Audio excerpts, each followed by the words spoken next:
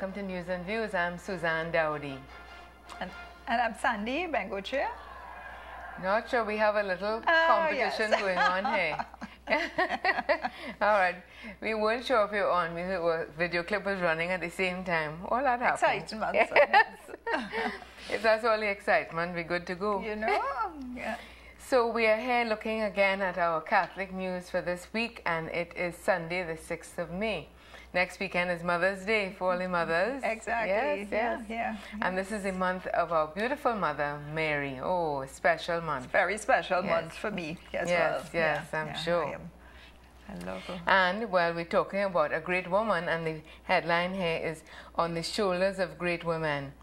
And the Dominican Sisters of St. Catherine of Siena celebrated 150 years of mission in the Archdiocese last Sunday, 29th of April. That's a long, long time. Yes. Our community is, just over 40 years. So that's like three yes, times what we've been involved in. It's amazing. And in this combined celebration at St. Finbar's RC Church and the Dominican Pastoral Center, they marked the Diamond Jubilee of Sister Monique Moniquette. Many of you would know her from the chaplaincy. I certainly know her from before I even came to Living Water Community. Very dynamic woman, absolutely dynamic woman. Yes, just keep going.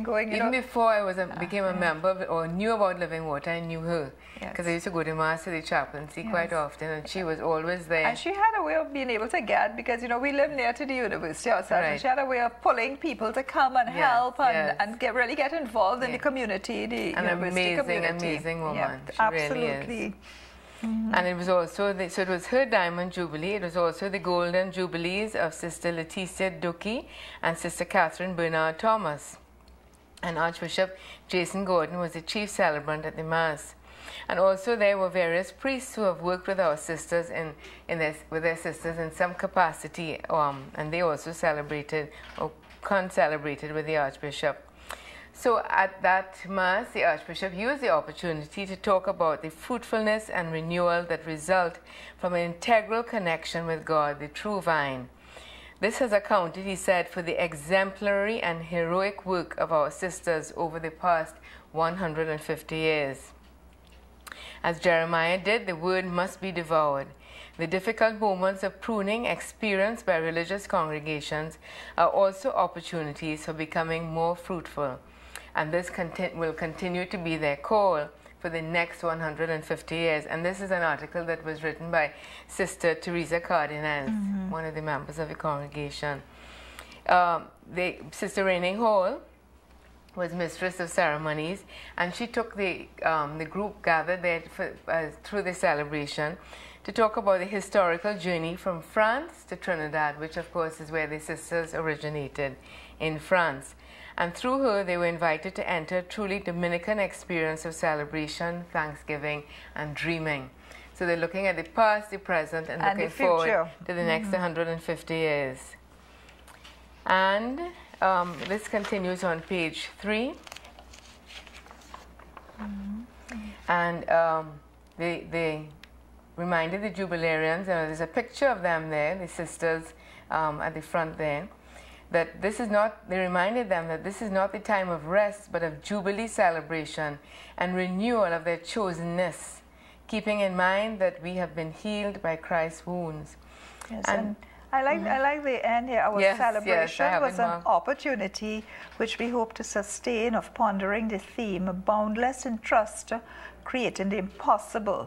As we do so, we continue to remember, in the words of Sister Therese Antoine, that we stand on the shoulders of some very great, courageous, brave, generous, adventurous, and extremely faith-filled women whose sense of service, mission, and call took them beyond their own comfort zones into the arms of the unknown frontiers of Trinidad and Tobago. Yep, how beautifully written, and you know, what a challenge that presents to all of us. I always remember Auntie Babsy, always, every time she used to be on this program, News and Views, or at any opportunity, thanking God for the sisters who came from Ireland and France and who, you know, who shared the faith with us so courageously. Yes, and it must have been a courageous thing to leave and come to these islands, yes, these different unknown culture, islands. different everything that they different came peoples, to, and gave their entire life, spent their entire life here, just nurturing our faith. Our faith. And below that, here is a reminder of that, because they record here that 157 Dominican sisters contributed to the implantation and growth of the congregation in that 150 years here. 65 French sisters died in Trinidad and were buried in the La Perouse Cemetery, and 10 sisters who died in Chacachacari were buried in the Island Cemetery at Marine Bay. Dominican sisters who came from 14 countries other than France and worked in Trinidad were from Belgium, Poland, England, Switzerland, Germany, Austria, Portugal, USA, Canada, Venezuela, Guadeloupe, Martinique, Grenada, and Reunion. That's amazing, eh? It is. Amazing. It is. You know, that they would find this tiny little island here and decide to 65 spend their life. Or 75 of them came here and died here. Yeah. You know, I mean, really and truly gave their lives as a wheat grain, you know. Now, before we turn to the editorial, there's a picture here, and of course, we all know that SCA was yesterday again.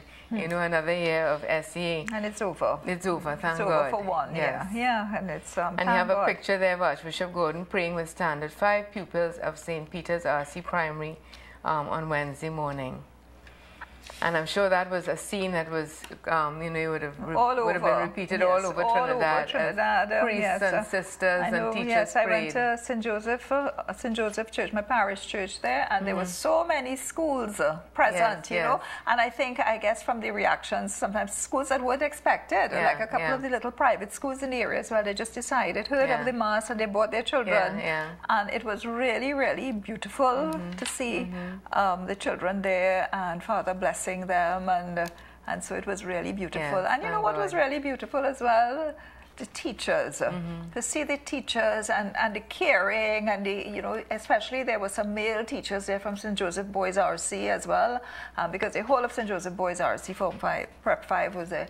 And to see the teachers and the caring, and before even the mass started, had them praying, I can do all things through God who strengthens me. Say it 3 times, and remember you have to say it, you know. And this is a male teacher with these male students. I didn't get his name, but it was so impressive, you know, the way he was looking after them, and then the other male teacher higher up, and you know, it was, to me, it was a really beautiful sight. And so often we knock teachers, and to see the caring, they do an amazing job. Yeah, and then yesterday I was at Mount St. Benedict because my granddaughter did exams. So I was at Mount St. Benedict praying for her while she was doing the exam. And you would be surprised the number of teachers, SCA Prep 5 teachers, who spend the morning before the Blessed Sacrament while their children were doing the exam. I know they don't have to do that. They could go to the mall or whatever. Exactly, and they were there. They were there before the Blessed Sacrament, waiting while their children were doing the exams. And I'm talking about the teachers. So it was really, sometimes we knock teachers, but you know, afterwards you become like a parent, and afterwards the anxiety, and so it was really I'm one who always says that teachers, I think maybe it's a worldwide thing too, teachers are never paid enough and very often never appreciated enough. Yes, there are a lot of people who go, you know, the extra mile to appreciate teachers, and you have Teacher Appreciation Day. But really and truly, we put the children of our countries, our nation, into the hands of these people. I mean, besides the parents at home who are their first teachers, you put your children into their hands, and we should really make sure that teachers are well paid and looked after and happy. And you know, for a lot of teachers who you say it's a vocation, and I could understand that, because even having taught myself, you know, sometimes you meet one of your students and just the way they greet you, the hug, the way they talk to you, something about that makes you feel, you know, it was worth it, because as you said, you know, sometimes the salary is a little bit, but and people knock teachers so much, you know, and there are those, there are the rogue teachers, I guess, as well. But really, I mean, yesterday it was really, really beautiful to see the teachers for during this week showing that compassion for the students and being there with them. Thank God. All right, so we turn our page now and go to the editorial. Working Our Way Back to Truth is the headline. And the editor writes, "We are living in a world where everything has changed and we have no sure footing. It's postmodern, post-Christian, post-truth. This is particularly troubling for people whose business is truth, a truth that promises its adherent freedom. How are we to conduct our business in a post-truth world where the currency of communication is lies, equivocation, and ambiguity? I mean, this is a theme that we've read, we've talked about so many times, but obviously, you know, the reason that it keeps coming back, as we know, is that every single day we seem to be dealing with that. You know, both here in our own country and abroad in the international world, that you know, you just don't know what to believe anymore. And people get these messages on WhatsApp and by email. And well, now I know that I just sit back and wait. You send me something, no matter how important, and I sit back and wait to find out, is it really true or not? Yeah, and sometimes, you know, the scary thing is sometimes in that waiting, you may need to have done something, but you have to wait to verify every single thing. What kind of world do we live in where, you know, you can't trust, you know, anymore? It's so... Truth in a time of lies has deep and far-reaching implications for our relationships and for the comfort and ease of our being in this world. In this dispensation, our reflex is to mistrust everything. That's right, just what we're talking about. Yeah. Authority figures in church, state, and any institution, even the family. We presume malintent before we even hear this story through, latching on to this the hashtag, the tagline, the slogan, and so escaping the responsibility of thought. I love the next paragraph. Fake news may be a new label, but in our mauvais-langue society, this penchant for spreading falsehood with embellishments is plotted into our DNA. It's mauvais-langue. Yes. Know? And we here in the Caribbean, we understand fake news, you know. And I guess all over they would have another word for it in other cultures as well. But that's our word for fake news. Mauvais-langue was sort of, you know, between you, me, and whoever else in the village or community. But now it's taken on a life of its own through technology and social media. Yeah, social media. Now you can just think something and you can just send it out. Interestingly, the pronouncements of the purveyors of fake news are never good news. That's a very interesting point. Premature announcements of death, like we heard this week with one of our prominent local figures, that he had died. Judgments of guilt before the matter is ventilated in the court. Ascriptions of motives on the basis of imaginings. How can we work our way back to the service of truth? And that's the question that the editor is trying to help us answer there, saying that freedom is a frightening responsibility. We are not sure what we really want, that we really want to be free. So it is easier to repeat ready-made choruses than to undertake the work of assembling facts, placing them in the light of the gospel of Jesus Christ, and acting out of love. So it's easier when we get that fake news, bad news, that we just pass it on quickly and stir up as much confusion as possible. Because living the truth, the editor says, takes time. Time to reflect before we rush to judgmental pronouncements, blaming, and criticism. It requires silence in which discernment and wisdom can percolate. But this will mean unlatching from all the apps that make us less apt for human interaction. And if we cannot repeat the latest soundbite that passes for opinion, we may look muckish, out of the loop, and that is worse than death. Well, that's what people feel nowadays anyway. Of course, it is tempting to try to retreat into any of the various forms of escapism that would help us sidestep the truth and its difficult discipleship. There's the cult of the body. We care for the temple of our body, my one asset, with exercise and diets and treatments, so we don't have to face the world outside. There are the spiritual binges, programs and fasts and devotions that would also shield us from the pain of the world. This is the latest cliche offered in the face of the awful and terrifying tragedies that calls into question the very meaning of our existence. Our thoughts and prayers are with you. Next. And you know, that's so true. It has become a cliche. I mean, you know why people would say that. Very often they don't know what else to say, you know, in the face of some terrible disaster or whatever. But it has become a cliche now, you know, our thoughts and prayers are with you. Yeah. And of course that covers everything, and we don't have to really respond from deep within. We don't have to really say much else, because that covers everything. Yeah, but you know, that's an important point that the editors brought out there. And so it ends there. We have, as people of the truth, to engage this world with the resources of mind and heart at our disposal. Come out from the shelter of the apps. Wait in silence for the still, small voice that will tell us where God is making his new heaven and new earth. And pray for the courage to walk in the light of the truth, lest we find ourselves following the father of lies.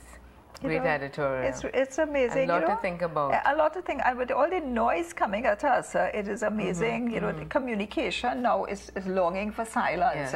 Interestingly, a young man walked into our prayer meeting this week, and we meditate for 20 minutes, and then we do Lectio Divina. So he came in, and it was a young man, and I was like, oh my God, we're going to have to meditate. We're meditating. Poor fellow, he's going to have to sit silently for 20 minutes. And how will he do that? How will he do that? First time here, he will, you know, and he sat down next to me, and we went through the meditation, and he stayed silent, and then we did the Lectio.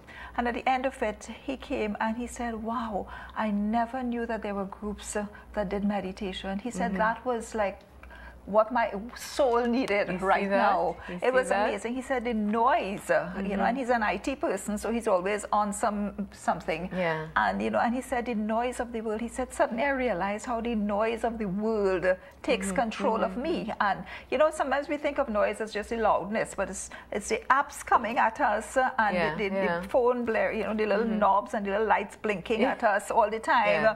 And you know, sometimes you'll be talking to someone and they get a message, and they're talking to you, but they're checking the message. That's because right. It has to. Right. I have to. They have to respond right away. And all of that is when we talk about the noise. That's the noise. That's part of it. And that's where the fake news and everything else is coming at you. So the conversation. Control of us. So you know what? It's easier to say, my thoughts and prayers are with you, because that gets rid of you, the real person, so I can go back to to this. You know, it's. Oh, if we turn to page 12, because of the theme, we could go to, because we're talking about that again here, confronting fake news with truth. And this is the Holy Father's message for the 52nd World Communications Day. And just to read part of it, because it's the article takes up this full page. But he begins, dear brothers and sisters, excuse me, communication is part of God's plan for us and an essential way to experience fellowship. Made in the image and likeness of our Creator, we are able to express and share all that is true, good, and beautiful. We are able to describe our own experiences and the world around us, and thus to create historical memory and the understanding of events. But when we yield to our own pride and selfishness, we can also distort the way we use our ability to communicate. This can be seen from the earliest times in the biblical stories of Cain and Abel and the Tower of Babel. It goes on to talk about the capacity to twist the truth, etc. In today's fast-changing world of communications and digital systems, we are witnessing the spread of what has come to be known as fake news. This calls for reflection, which is why I, Holy Father is writing, have decided to return in this World Communications Day message to the issue of truth, which was raised time and time again by my predecessors, beginning with Pope Paul VI, whose 1972 message took as its theme, social communications at the service of truth. That is way back in 1972. And how much has happened since then? We've just galloped. And some very interesting when we talk about what is fake news, what is fake about fake news, you know. It refers to the spreading of disinformation online or in the traditional media. It has to do with false information based on non-existent or distorted data meant to deceive and manipulate. And the effectiveness of fake news is primarily due to its ability to mimic real news, to seem plausible. And this, secondly, this false but believable news is captious in as much as it grasps people's attention. It appeals to stereotypes and common social prejudices and exploiting instantaneous emotions like anxiety, contempt, anger, and frustration. I really like the next paragraph because, you know, it speaks so much to people informing themselves. Disinformation thrives on the absence of healthy confrontation with other sources of information that could effectively challenge prejudices and generate constructive dialogue. You know, if I'm not reading, if I'm not aware, if I'm not doing my own research, I'm not doing my own... I just believe anything that is handed to me. Yeah, so if you tell me something, I have no information to challenge it, you know, so... Instead, it risks turning people into unwilling accomplices by spreading biased and baseless ideas. The tragedy of disinformation is that it discredits others, presenting them as enemies to the point of demonizing them and fomenting conflict. And again, you know, you can't say it often enough. We are not a society that's reading anymore. That's right. We don't do our own research. Even if you're going on Google, go on some healthy sites. There's so many healthy sites. You know, there's so much. TED Talks. If you want to look at videos, go on TED Talks. You know, go and look up Nat Geo if you're into that. The BBC has amazing programs that we can go on to. But a lot of times, you know, we just stay on Facebook and we just kind of blankly going through and pulling up these little videos. What will I look like in 20 years? Who will be my boyfriend? You know, what was my, you know, and we go on these things and we are busy and then posting it and, you know, and it's a kind of like a zombie effect that we do, you know. And I have a couple of people that I know personally who they're a little bit older, and maybe that's why they believe everything that they get by email or WhatsApp, and no matter how many times I say check it before you pass it on, please check it, you know, they send you these things and then they work themselves up. I mean, one story that I could share is one person who got this WhatsApp that said that Russia was sending out planes and bombing different countries, and this had happened overnight, and they were in a state of panic. And you know, and I said, has BBC reported this? Has CNN reported? No, but we got it on WhatsApp. And they feel that WhatsApp is so believable that, I mean, they could never lie. You know? And it sends that kind of panic into... You know, the second one, the question there about how we can recognize fake news. Reading here, praiseworthy efforts are being made to create educational programs aimed at helping people to interpret and assess information provided by the media and teaching them to take an active part in unmasking falsehoods rather than unwittingly contributing to the spread of disinformation. Praiseworthy too are those institutional and legal initiatives aimed at developing regulations for curbing the phenomenon, to say nothing of the work being done by tech and media companies in coming up with new criteria for verifying the personal identities concealed behind millions of digital profiles. Now, all that is very good and praiseworthy, as the writer says, but do you know what money it takes now? The money that has to be funneled into finding out who are these people that could be used somewhere else. That could be used somewhere else. And the third point, the truth will set you free. Constant contamination by deceptive language can end up darkening our interior life. Somebody whose name I cannot pronounce, Dostoevsky's observation is illuminating. People who lie to themselves and listen to their own lie come to such a pass that they cannot distinguish the truth within themselves or around them, and so lose all respect for themselves and for others. And having no respect, they cease to love. And in order to occupy and distract themselves without love, they give way to passions and to coarse pleasures, and sink to bestiality in their vices, all from continually lying to others and to themselves. You know, and you know, you can almost say that you've met people like this sometimes, you know, that they live in a state of anger and negativity all the time, you know. And we're going to have to take a break in a moment, but just to read here, because this is the World Communications Day message, takes up 2 pages. But again here, the Holy Father, close to the end, is saying that If responsibility is the answer to the spread of fake news, then a weighty responsibility rests on the shoulders of those whose job is to provide information, namely journalists, the protectors of news. In today's world, theirs is in every sense not just a job, it is a mission. They must remember that the heart of information is not the speed with which it is reported or its audience impact, but persons, that persons are being, usually hurt by what is happening. Yeah. So let's take our first break, and then we'll come back.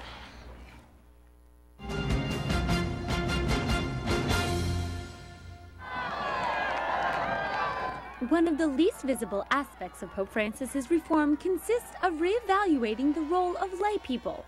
It's no small issue considering the clergy only make up 1% of the world's nearly 1.3 billion Catholics. The topic was key during the Second Vatican Council, but has yet to take hold among Catholics. There's a notable lack of Catholic voices and leaders who are opening paths to the gospel in the worlds of business, university, and especially politics. The Pope has warned against the mentality of those Catholics who are content with going to Mass, but consider their faith and daily social and political lives to be separate, unrelated areas. This is one of the results of clericalism. The Pope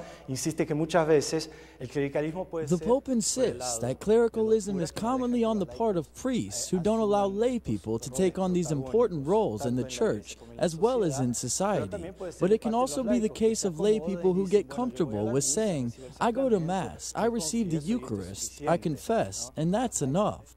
Pope Francis calls for the abandonment of a concept embedded in the mentality of some Catholics, that only clergy can fully live the faith, and thus they are the only ones who can intervene in public debates regarding the Church. The Holy Father and his predecessors have made sure to remind lay people that God must permeate through each one of their daily activities, just as the early Christians lived. Qualcuno pensa che la santità è chiudere gli occhi e faccia di immaginetta. Ma padre, io lavoro in una fabbrica, io lavoro da ragioniere, sempre con i numeri, ma lì non si può essere santo. Sì, si può. Lì dove tu lavori, tu puoi diventare santo. This is one of the aspects that the Pope has mentioned since the beginning of his papacy with the Evangelii Gaudium. There, he recalled propositions of his predecessors, such as Paul VI. In the end, the topic is a reality that has already been embodied by many of the church institutions established in the 20th century.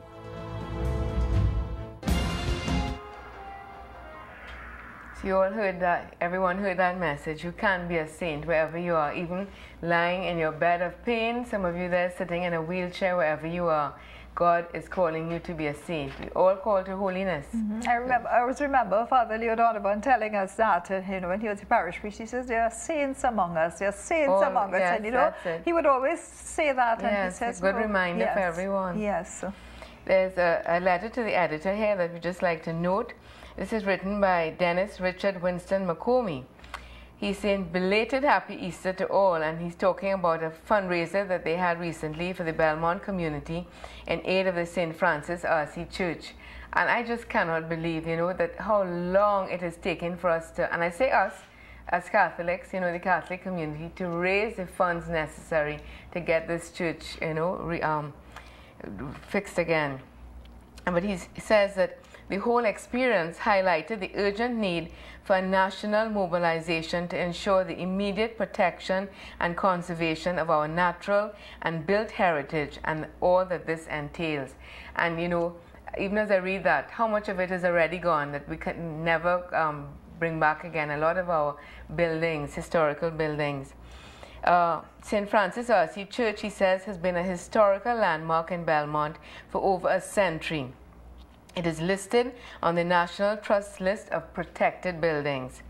This season of renewal calls us to reawaken the national consciousness to a recognition and appreciation of our national heritage. Identity comprises history, culture, and a connection to and respect for our environment. This is a shared responsibility in which we as citizens are called to be custodians of our natural and built heritage. He talks about the urgent need for all sites on the National Trust list to be addressed and implemented in the national interest. It is a collective shame, he writes, that this includes President's House, the Red House, the classic seat of Parliament, the Millefleur, Whitehall, and the private residence of our first Governor General and his wives, Sir Solomon and Lady Ho Choy. An ongoing sensitization campaign would be an ideal educational tool in this regard and would undoubtedly redound to the benefit of efforts to sustainable development. It is not a question of finance, but of the realization of the collective will of the people, of all of us. There's more to the letter, but I just, read some of the important parts. We've gone past our halfway mark, so we invite you, the viewer, to pick up your phone, give us a call if you have something you'd like to share, or whatever it may be, just so that we know you're out there. We would love to hear from you. Yes, it's so good to know that they're out there. That's right. So the number would be up on the screen. Yes. It's 627-5268, in case it doesn't come up there. Okay. On page 3, Laventil Devotions 2018. Hundreds are expected to participate in this year's annual series of Marian Devotions, which begins next Sunday, the 13th of May, which at the Shrine of Our Lady of Fatima in Laventil. Of course, that is also Mother's Day. The theme this year is the words Our Lady spoke to the visionary Sister Lucia at Fatima, and those words are, "Do not be afraid, I will not harm you, I am from heaven." Archbishop Jason Gordon will be the main celebrant at the Mass, with Father Trevor Nattersingh, parish priest of the Laventil Morva Success Village Cluster, as co-celebrant. So next Sunday, the 13th of May. All right, so what we have next here? Before we move on to that, on Friday, May 11th, which is next week, Friday from 5 to 9 at Our Lady of Fatima RC Church, there's a discussion, a panel discussion. Let's talk about sex, which should be very interesting. It's with the Family Life Commission and Boma Titi. Okay. And I think it should be the panelists. I can't remember their names offhand, but it should be very, very interesting. Yeah. And it's really something for young people in the area. I know there are a lot of young people in that area. It's a very active area, and to go and listen to that. Yeah. What we have here on page 5? On page 5, we have a new mission for the missionaries of the poor is currently being initiated in Trinidad. And I think how beautiful, huh? Yes, yes. The Missionaries of the Poor, Jamaica-based religious institution, was founded by Father Richard Holong, and that's like a household name around.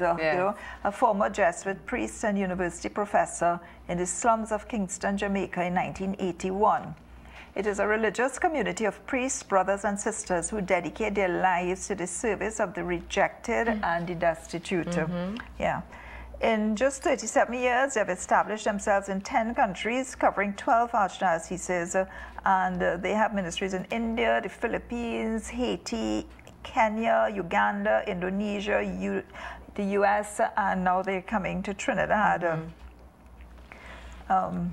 So some of you would have seen Father Vicente Salam, who is from Belize, and one of the members of the Missionaries of the Poor. He celebrated Mass here with us twice in the last month. Okay. You would have seen him. Yeah, and Father Vincent acknowledged that as a missionary, he didn't experience any culture shock being here, as he was able to fit in.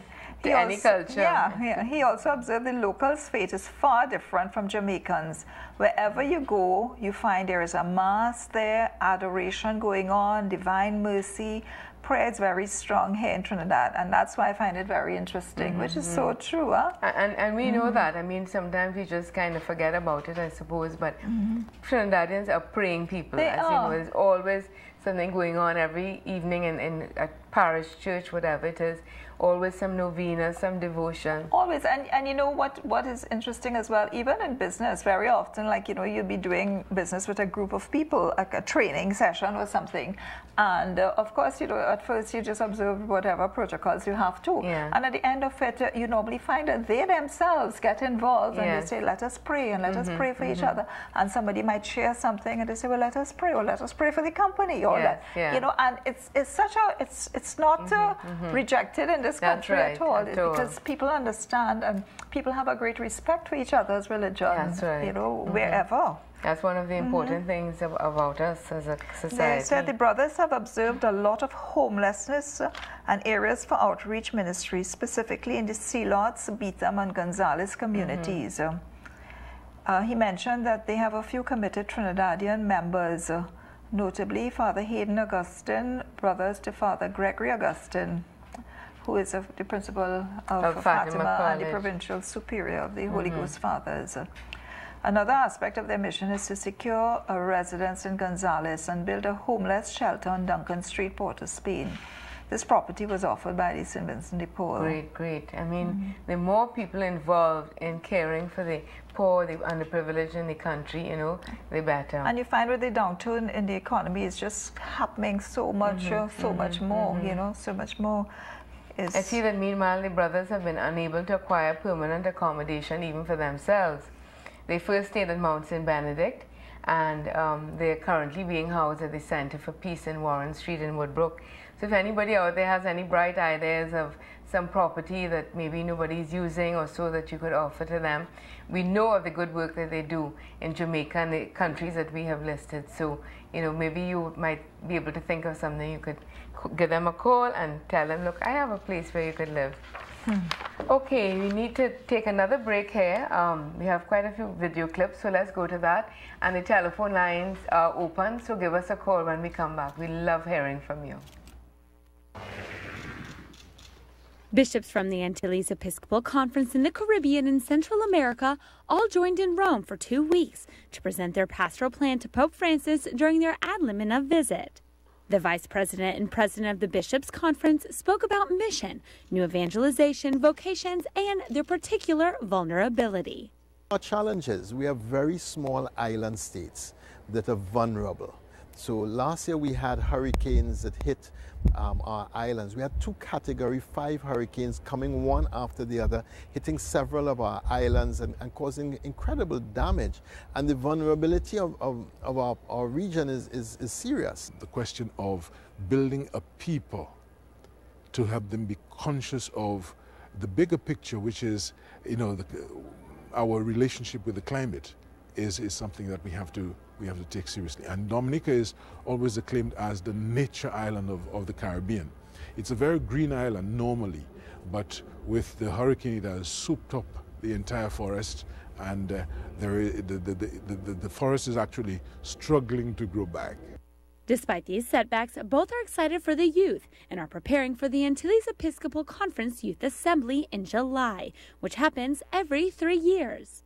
Usually it is a tremendous experience, and the young people, they really look forward to it. And I'm sure it would be a tremendous incentive for us to join with the Panama Conference, and we will be looking forward to that. We're going to be doing Amoris Laetitia for the young people, and that'll get exciting. And then we also have the same group working on Panama with another group of youths.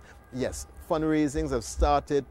Formation has started, the meetings together, the plans are well underway, they're working together to find the way to Panama. After meeting with the Holy Father, encouragement for rebuilding after the hurricane, and excitement about the upcoming youth conference, these bishops and the entire conference can return home, inspired from their time in Rome. Well, the ad limina visit of the AAC, the bishops of the AAC, who happens only every 5 years, so that's why it's still very much in the news. Here on page 6, following on from that video presentation there, we have a report in the section Caribbean Church. The bishops of the Antilles Episcopal Conference have expressed concern for order, justice, and peace in both Suriname and Venezuela. In a statement issued on the 30th of April following their meeting, the bishops expressed solidarity with the people of Suriname at a difficult stage of their history as they await the verdict of the court on the matter of the December 8, 1982 killings. On this date, 15 prominent opponents of the military dictatorship were tortured and killed. Bouterse, who was elected president in 2010, is being tried in a court in the Netherlands. So this is a very stressful time for them.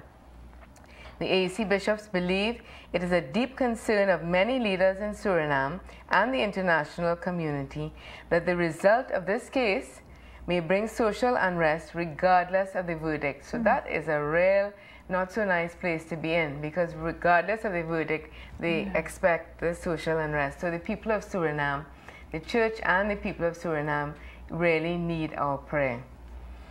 They further called on CARICOM and the international community to accompany the government and the people of Suriname during this difficult time and for a process to ensure the impasse becomes an opportunity for reconciliation among all parties involved and the nation as a whole. They then went on to talk about the worsening humanitarian situation in Venezuela and their political problems, which have resulted in scarcity of food, medicine, and basic necessities.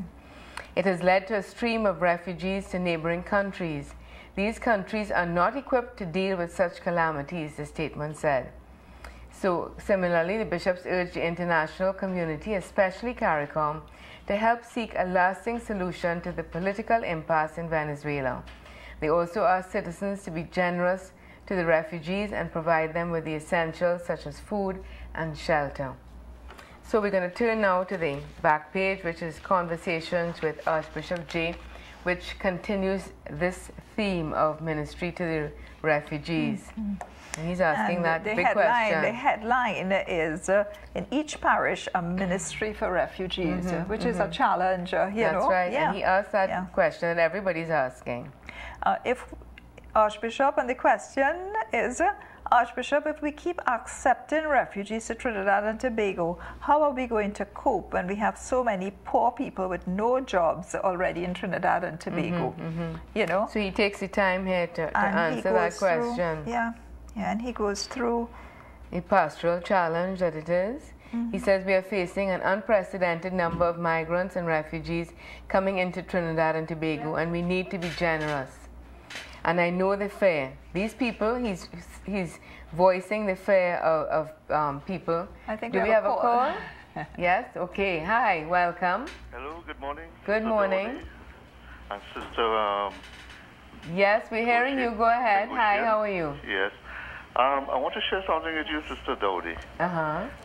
With regards to the meditation, the Christian meditation. Yeah. I was sharing this with a friend of mine,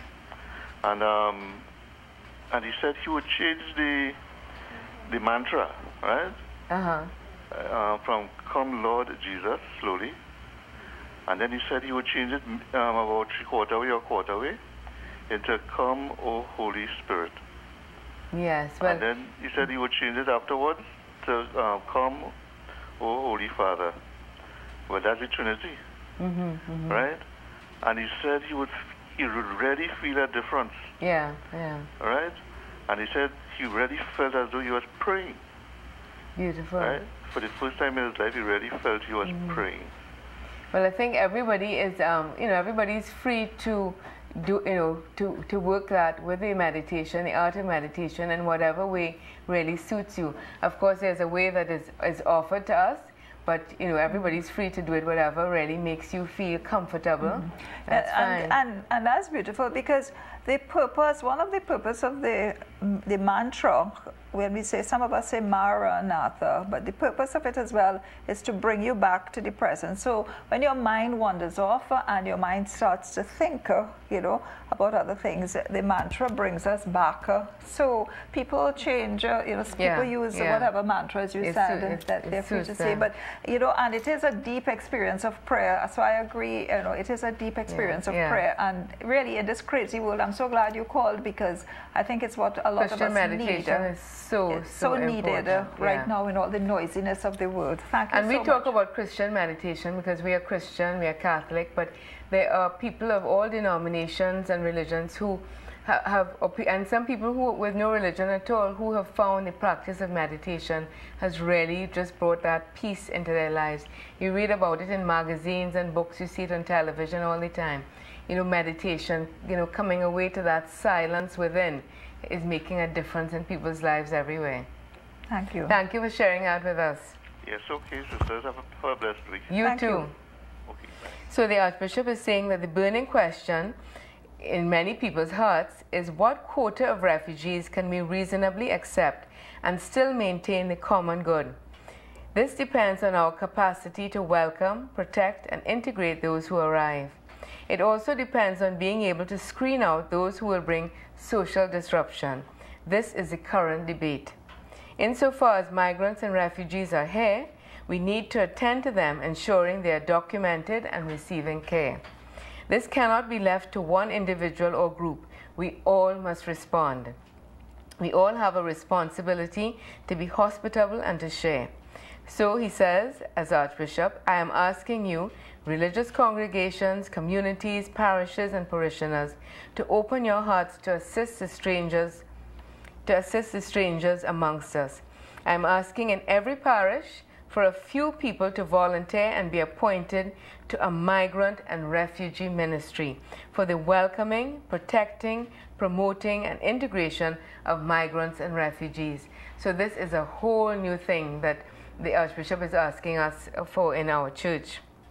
And the first task for this group would be to read and reflect Pope Francis's message for the 104th World Day of Migrants and Refugees for this year, 2018. And the Archbishop described that letter as a sacred work because, you know, the Holy Father, Pope Francis, he lives in a country where we've seen those pictures where they're dealing with migrants and refugees by the thousands. And you see them coming in the boats, a lot of them, the boats have overturned, they drown at sea, the bodies are washed ashore. Thank God we haven't experienced anything like that. Well, we know of, we haven't heard of anything like that. Because they do come over the Boca, which is very treacherous. We haven't had anybody we haven't really had. Thank God. So this is something that is very dear to the Holy Father's heart as well. But the Archbishop here is talking about the history, and maybe you want to read that part there. Of our history, there have been mass migrations of Venezuelans to Trinidad several times. Each time we accepted them.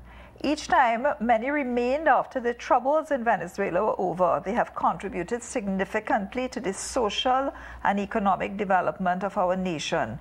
Bridget Brereton, in her book Race Relations in Colonial Trinidad, says, some of the Venezuelans left the mainland for political reasons, finding Trinidad a convenient refuge from the revolutionary warfare which raged from 1810.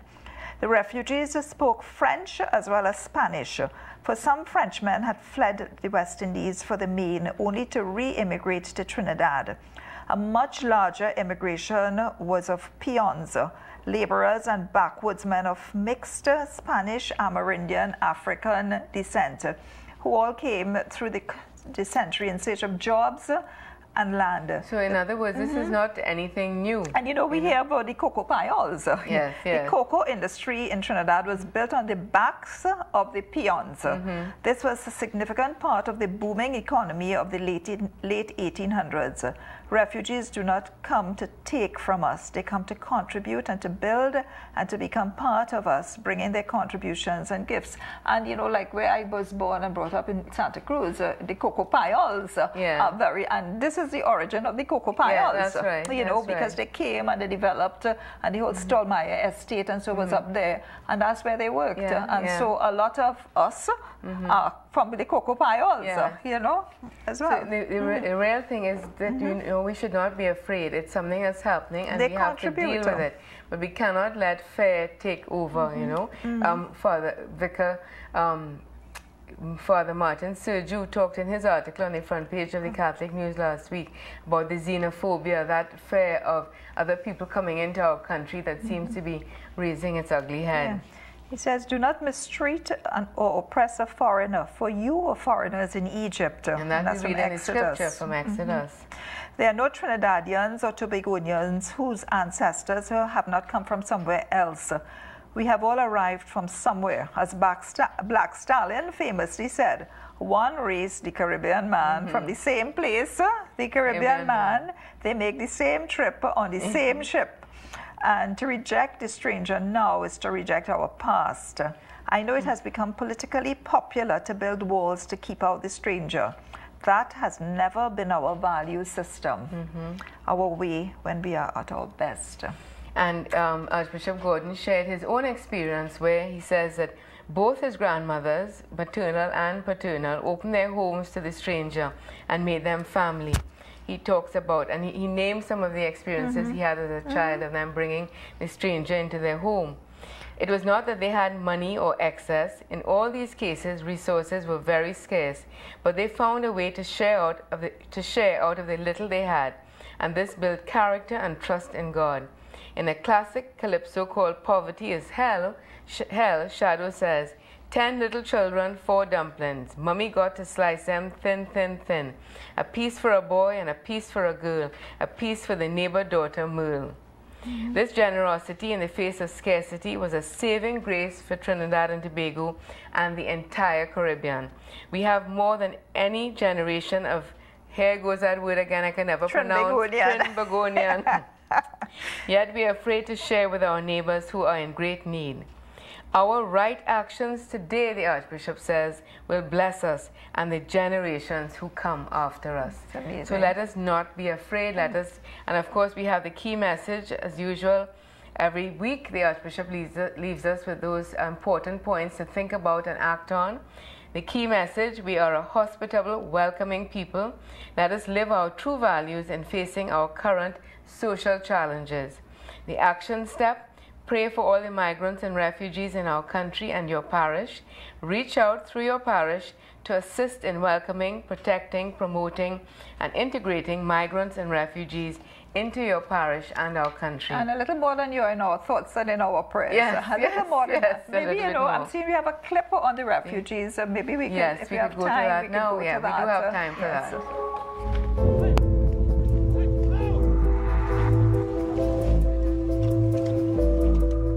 Wars in the Middle East, famine in Africa, and gang violence in Central America are just a few of the factors that have created the largest numbers of refugees in the world since World War II. However, the United States has cut the number of refugees it's willing to accept into the country by more than half this year. It's probably going to be around 20,000, which is about 1/5 of the number that was anticipated originally for 2018. And the problem is that there's a ceiling of 45,000, but they're just not processing them so that they don't want to admit refugees. And this is an enormous problem for the church, both because of its mission, but also because the church is the largest refugee resettlement entity, the Bishops' Conference is, in the country. It's an enormous ministry, and it's a very powerful humanitarian ministry, and it's being cut and attacked right now very significantly. Trump administration officials have argued that the lower numbers of refugees will allow more extreme vetting to ensure they don't pose a terrorism threat. They also have maintained that accepting more refugees is too costly and becomes a drain on American resources. What's remarkable about this administration is kind of the ugliness of the rhetoric and the dishonesty of a lot of the arguments that are made. And tone matters quite a bit, because what they're trying to do is attack immigrants, period. Catholic organizations across the country have either shut down their refugee resettlement programs or scaled them back because the numbers have been cut so drastically. It would be great if the Catholic world in particular could stand up in a unified way for the refugee resettlement program, which has been one of its greatest accomplishments over the course of many, many years. The church has resettled more refugees than other countries have. So this is an extraordinarily generous program that's involved Catholic communities and individuals across the country, parishes and the like, and it's being decimated before us, and we're going to lose a lot because of that, because these people come, they contribute in very significant ways, they're successful, their children are successful, and more than that, it's a life-saving program. It's the church doing the kind of work that the church ought to be doing. And why there's not a unified outcry among Catholic institutions right now in support of refugee resettlement and preserving this program and actually strengthening this program, I think is a source of concern for a lot of us.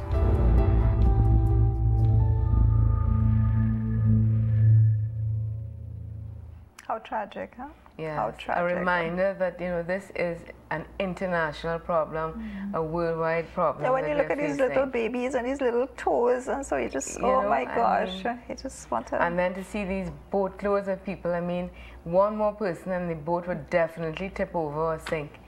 And, you know, again, I say, what would make people get into a boat like that with their newborn baby or three children, unless they were really running from a situation that, you know, they could not stay there any longer. And you know, it's something that really touches at your heart, you know, even like this morning. Or should anyway. It should. You know, this morning my little granddaughter, she's getting up and she's saying chocolate milk.